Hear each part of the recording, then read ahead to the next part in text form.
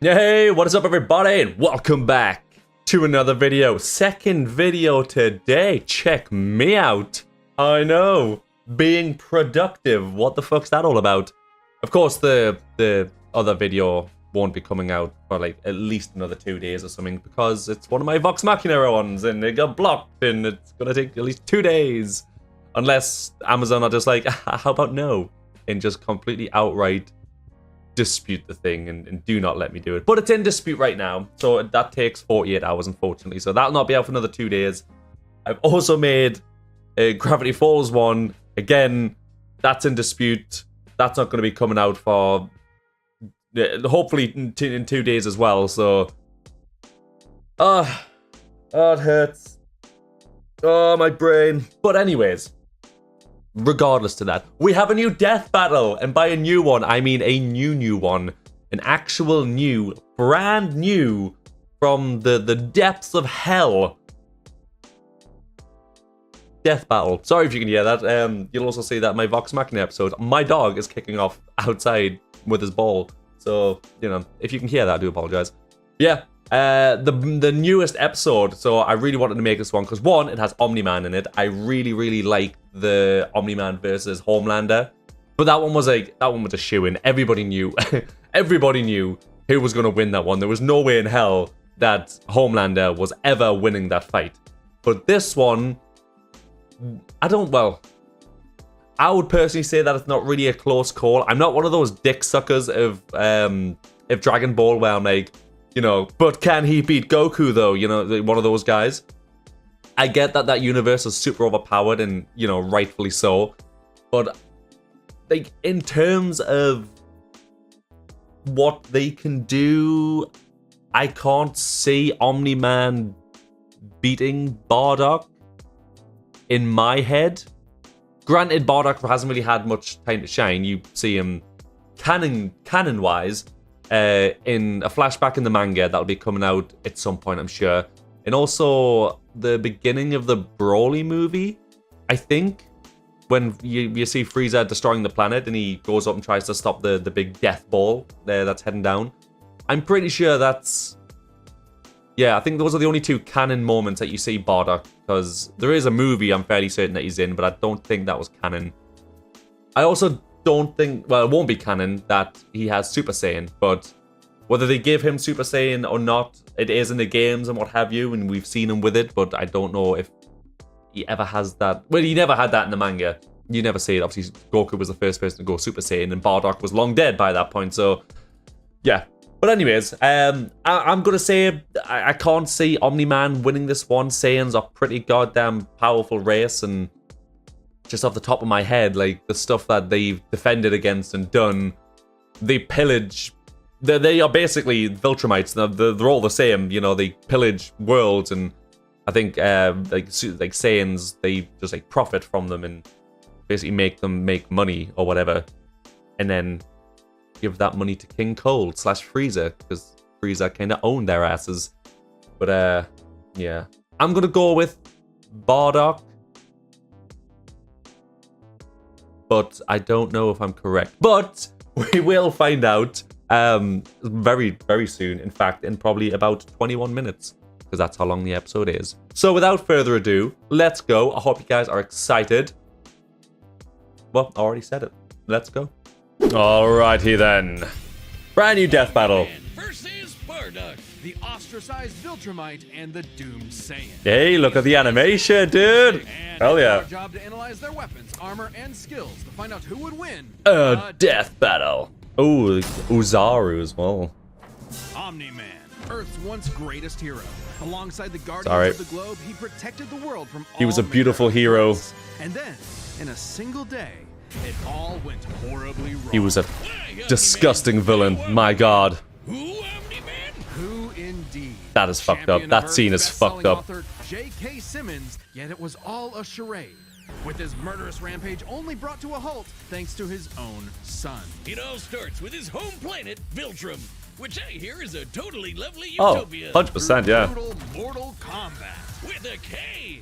Or, wait, no, that came later. Viltrumites are among the most powerful beings in the universe, even more so after they purge the weaker members of their species. As a vanguard of the Viltrumite Empire, Omni-Man infiltrated Earth as Nolan Grayson, expected to prepare the planet for Imperial assimilation. Like Mark and Debbie. Since he's got your classic strongman superpowers, and he's basically invulnerable, easily knocking around asteroids the size of Texas. He can fly at unbelievable speeds, soaring from Earth to the planet Thraxa in under 1 week. Thraxa is, quote, a couple galaxies away, give or take, so a minimum of 2 galaxies. Beyond the Milky Way's neighbor Andromeda is the lesser-known Triangulum galaxy, yes, which is over I love 2.7 Triangulum. million light years away. Reaching it in under 1 week means Omni-Man must have flown over 142 million times faster than light. Oh, and Viltrumites can't breathe in space, so he held his breath the whole way. And it's not like he was in a rush. He was on a soul-searching trip, contemplating the significance of smashing his own son's face in. I mean, that's true, but then again, if he's going from galaxy to galaxy, maybe there's just some planets along the way that, you know, he can replenish his oxygen. You know, that I'm sure there's other oxygen-rich planets out there somewhere, and I'm fairly certain Nolan would probably know which ones are which, so I think he just might have taken a pit stop. Or maybe he's just badass and just held his breath for 2 weeks. I have no idea. But yeah, I read somewhere as well that some space thing, you know, space things, you know, you guys get me, that got sent off in like the 1970s. It's been traveling at like 66,000 miles per hour or something since like 1970. And I'm fairly certain someone had said that it's only like a certain amount of light hours, like outside of away from Earth, sorry, which is nuts to think about. I mean, since the 1970s, so like 50 odd years, or how give or take, to be only like light hours away is fucking outrageous. But then again, you get so normalized when, you know, you listen to comics and you're watching TV shows and stuff, and they're like, oh yeah, so you can travel, you know, 200 million times the speed of light. You know, he travels freaking light years in a matter of moments. You get so desensitized to it that you forget how fucking far that shit actually is. Think, Nolan, think. Yeah, this is why I'm never having kids. You're missing out. But according to another Viltrumite, Thetis, a bunch of other Viltrumites who actually were in a hurry flew to Viltrum across the Virgo supercluster in less than 24 hours. That's over 20 billion God. times faster than light. You don't really need to rush anyway. The older a Viltrumite gets, the slower they age. According to the Invincible Handbook, Nolan is over 2,000 years old. And regardless of age, Viltrumites don't suffer muscle fatigue like humans do, so they rarely ever tire out. Seriously? He's got parenting Hacks. easy mode on. God, I He can't wish. even handle that. I would have killed for that back when my daughter was born. Well, you would have to be a Viltrumite first. A Viltrumite's body contains smart atoms, which they subconsciously manipulate. Ah, This yes, cellular structure smart can effectively atoms. recall certain states of being regardless of their present environment, reacting to changes at an atomic level to perform the impossible. Yeah, like surviving your intestines getting ripped out, or even more scary, ripping out your whole beard all at once. Oh my god! Only He's a insane. Viltrumite could pull off something that disturbing. Nolan is incredibly tough, but if he faces superior forces, his smart atoms can adjust to make him even stronger by comparison.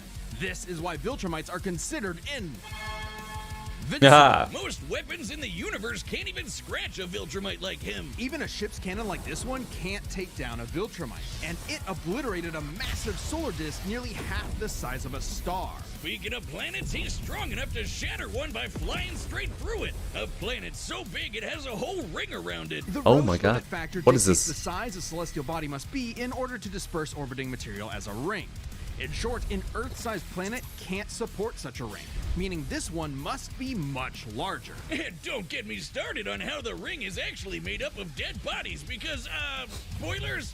Just go read the comic. If Roche Yeah, is thank the God. planet, I this avoid planet spoilers, please. also supports I 5 like moons in Invincible. its orbit, and even the smallest is a perfect sphere, meaning its own gravity shaped it. At minimum, a moon like that must have a diameter of 600 kilometers, or 370 miles. Comparing this to the planet's diameter, we can tell this world is nearly 14 times larger than Earth. Or it was before, you know, Kablam! Now, Omni-Man does have his weaknesses. Monsters like Ragnar's can pierce Viltrumite flesh, and he's extremely sensitive to a specific high-pitch frequency, which can destabilize his body's equilibrium. But his real weakness turned out to be, you guessed it, Fatherhood. Aha! To his son, Mark, Nolan began I to swear re-examine I his wrote these. perspective and his place in the universe. He settled down in a new place, got himself a new job, and even had a new kid with his new wife, who's a bug. Fucked up, dude. The bug lady. Not He banged a bug. not the bug. I don't.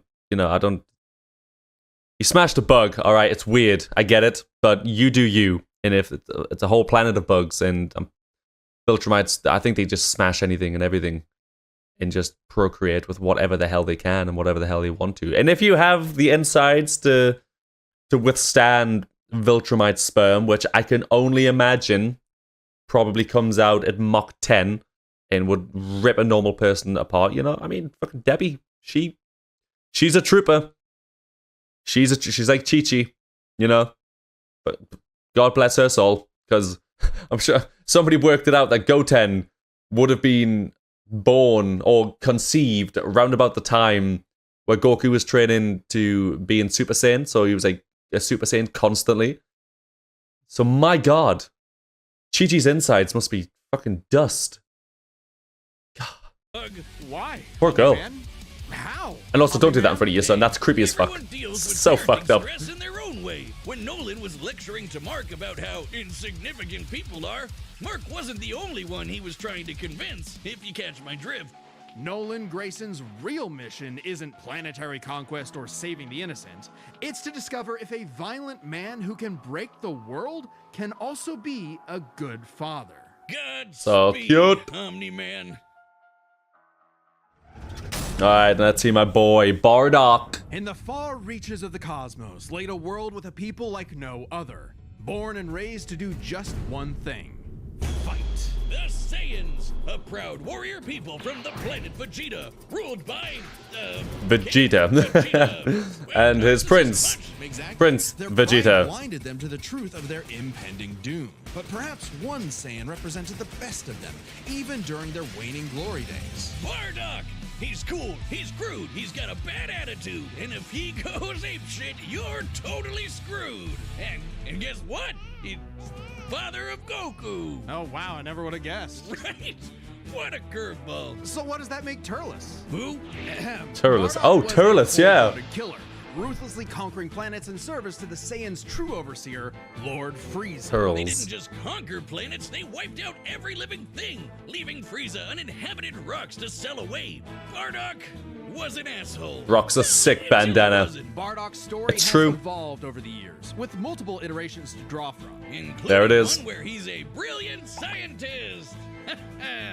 But only one is considered officially canon. Bardock's demeanor began to shift when he met and eventually married fellow warrior Gine, and had two sons, Raditz and Kakarot. No, Bardock didn't go totally soft. He was still a ruthless warrior. Yeah, he was. Remember that iconic red headband of his? It's stained with the blood of his fallen friends.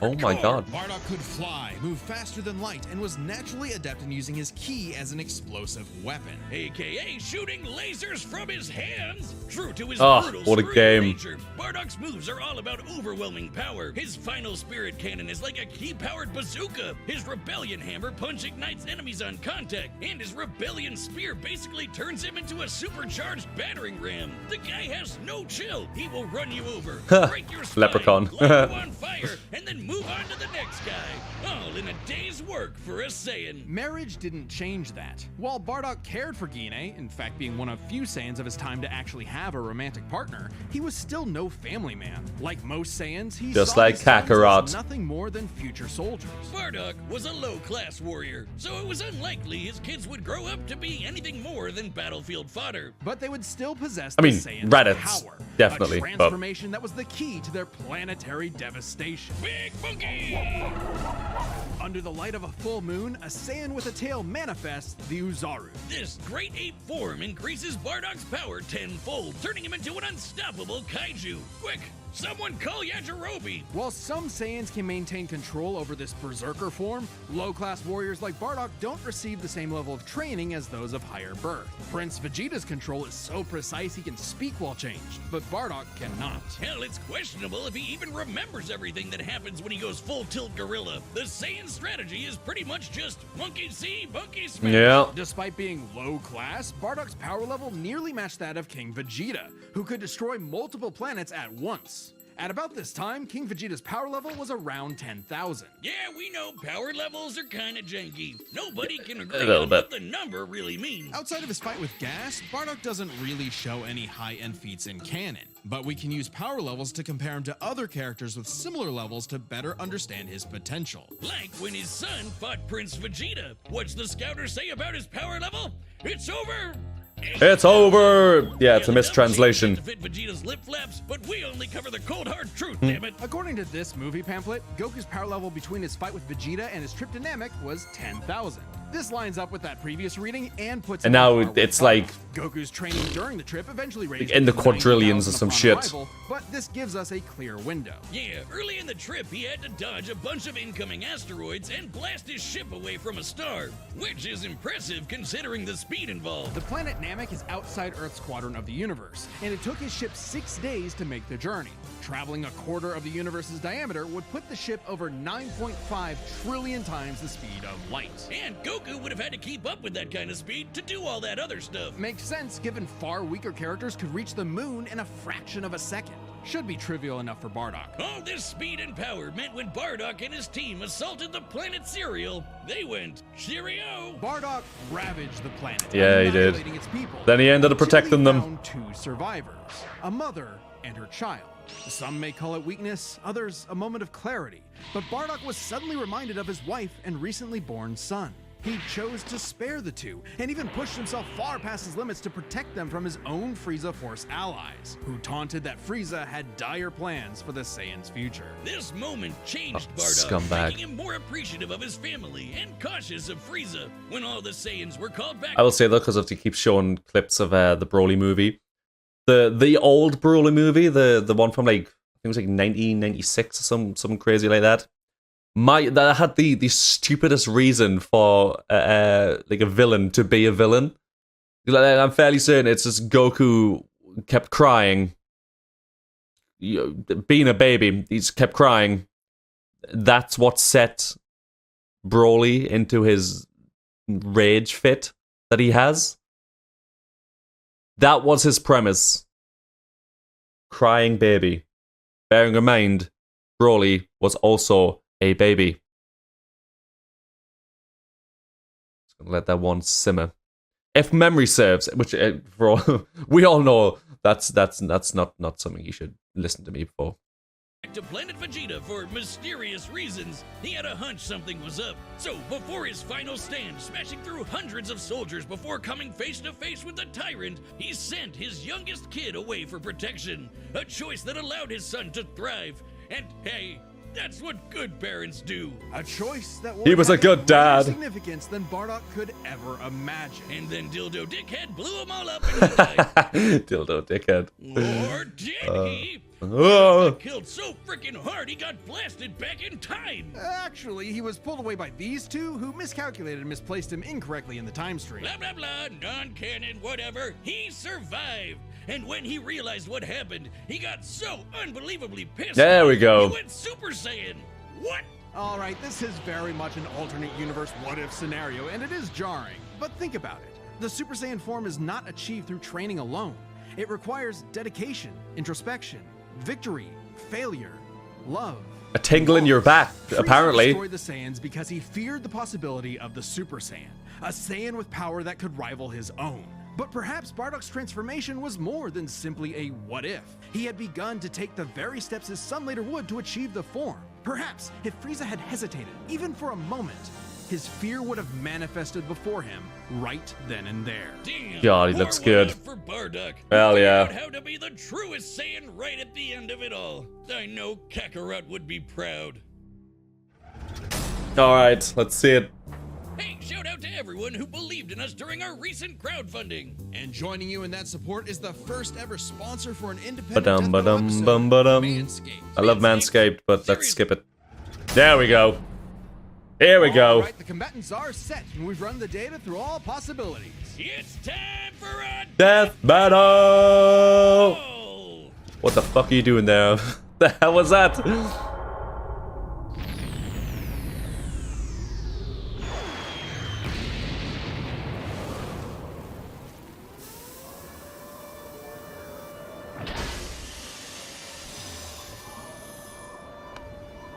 Great. Another gross bug planet. So good. This planet isn't anyone's. I didn't realize we were playing Mortal Kombat. Don't underestimate me!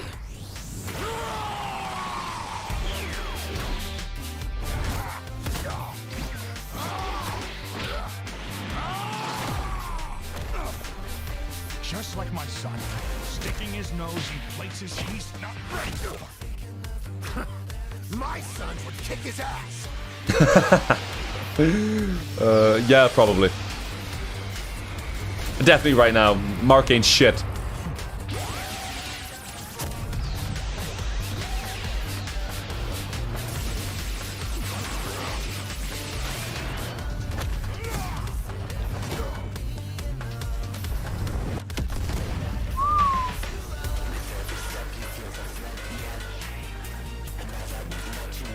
Banging song though, hell yeah. Whatever you are, you're an embarrassment. Uh-oh.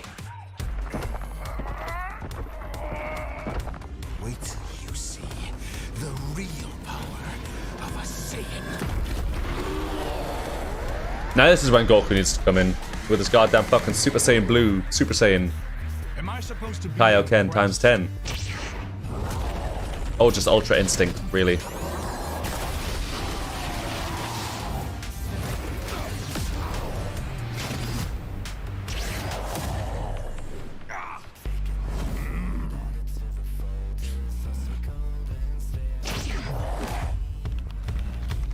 Crush him!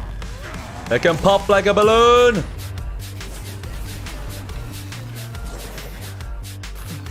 Oh god. Oh god. That's fucked up. Well, no more monkey.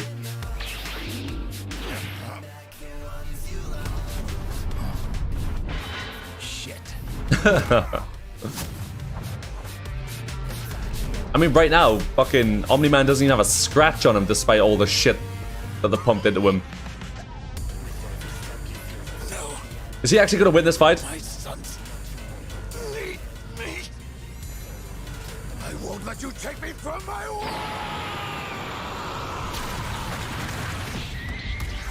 Okay, no. Okay. He at least got marks on him. Good. I was like, this is bullshit.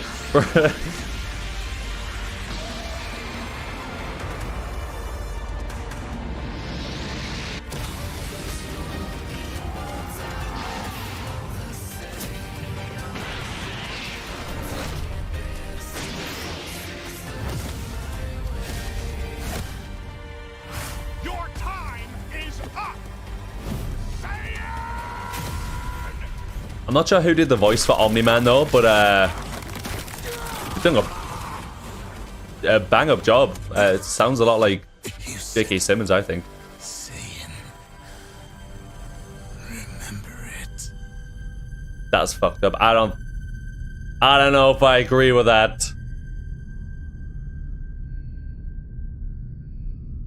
Fucked up his arm and everything.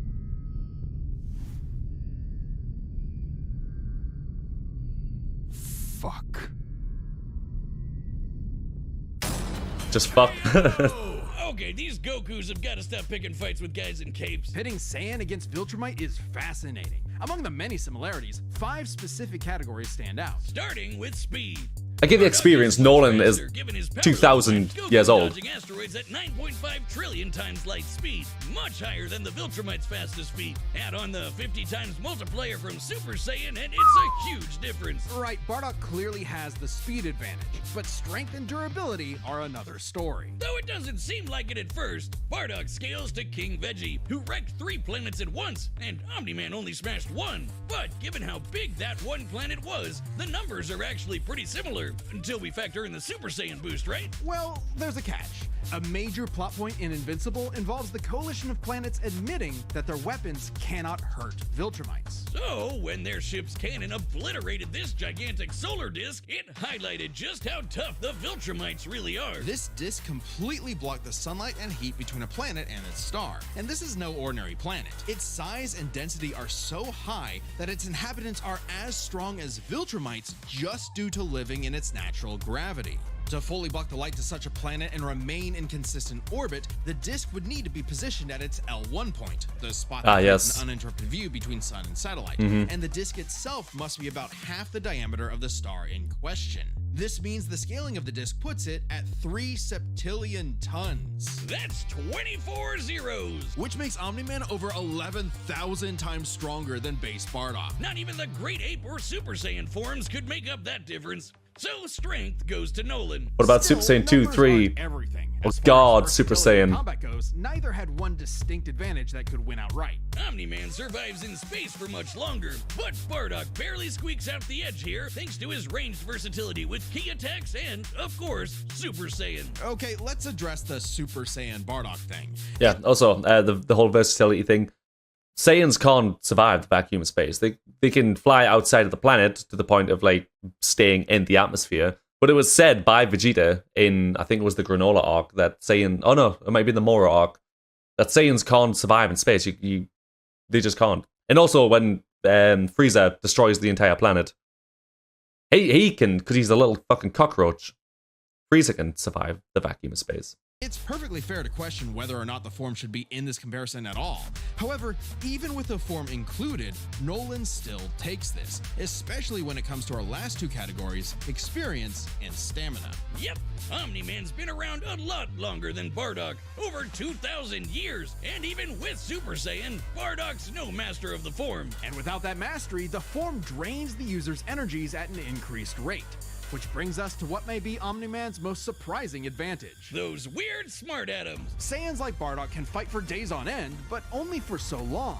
Bardock possesses a limited pool of ki, which only depletes faster when using super forms like the Great Ape. In contrast, Omni-Man's biology prevents him from tiring in most cases, letting him travel across whole galaxies for weeks non-stop. And his smart atoms adjust to counter whatever physical strain he's subjected to. Bardock's crazy speed and power made him a real challenge. But Nolan's Don't they, like, strength, S cells or whatever it is sheer for endurance Saiyans? presented an Do something unstoppable similar. and unshakable force that would inevitably land the killing blow. When push came to shove, Omni-Man raised the Bardock. God, that's so bad. Is Omni-Man. All right, well, that was an interesting. Why does my dog? Like, this happened in the Vox Machina one as well. As soon as I start doing my intro and outro, the dog goes crazy. So yeah, that was an interesting one. I don't know how I feel about it. Like, I'm not gonna argue with them. They do the maths and the science, and I'm not gonna sit there and be like, I read the data books, I did my research. I'm going off of just purely off the top of my head. So, you know what it is? Who am I but a simple man who is not going to argue with the people that do the actual work? Because I'm just here fucking reacting to it. I give my opinion. I thought Bardock was going to win. The science and maths didn't agree with me. And that's how it is. That's just how it is. But good to know that, like, because when they were talking about strength and talking about, like, how much strength it would have took Nolan to, you know, destroy the star and everything, and the planet, the giant ass planet, and then they went back to like a Super Saiyan Bardock, and were like, even that, you know, Nolan's still way above that. But then you've got to think, if it was to fight Goku, then Goku's stronger than Bardock in base form by a mile anyways, at least from what was shown from Bardock, especially nowadays. Then he's got Super Saiyan 1, 2, and 3, You could, I guess, put Super Saiyan 4 in there, even though it's technically not canon. You've got Super Saiyan Blue, Super Saiyan Blue, Super Saiyan God, Super Saiyan Blue, and then Super Saiyan Blue Kaioken times 10, then Ultra Instinct Sign, Mastered Ultra Instinct, the new Ultra Instinct that he's sort of like made his own, which again is even stronger. Then you've got characters leagues above him. Yeah. I'm just going to leave that there. I'm not going to get into an argument with people because I know people like to argue this, that, and the other. But all I'm saying is Naruto could take them all on, right? And I will leave you with that message. So if you enjoyed this video, please do leave a like, comment, and subscribe. It does help massively, and I do massively appreciate it. And I will see you all in the next video. Goodbye.